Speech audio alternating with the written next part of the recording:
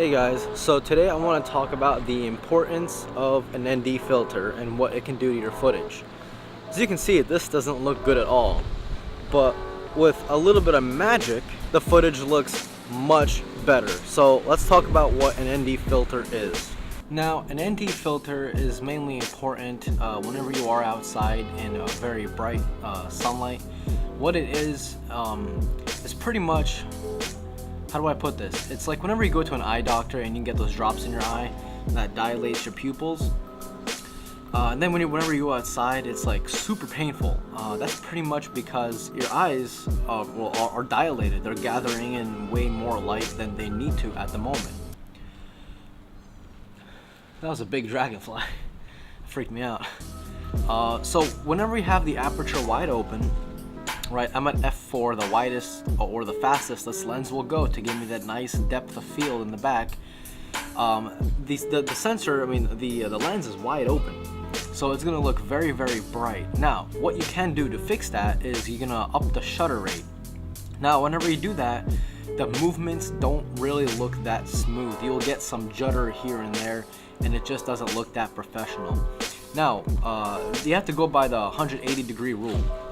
What that is, in short, in layman's terms, I don't want to get too technical about it. I don't really know that much about witchcraft, but what I do know is that if you are recording 30 frames per second, you got to put your shutter rate to 60.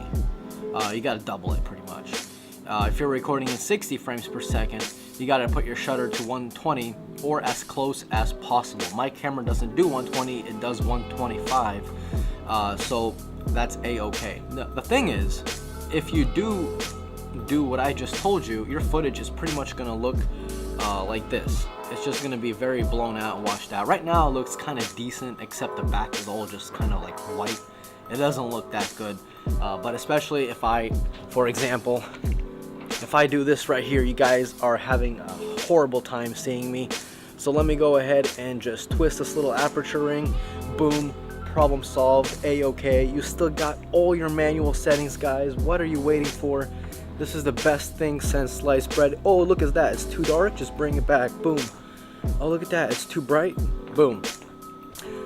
It's probably the best thing for your camera, because you don't have to go and clicking the back buttons to put down your aperture and put down your shutter rate and put it up, whatever. You got it all right here, right in front. So I think that it's pretty much worth it. I'll put the link in the description of where you guys can buy this ND filter.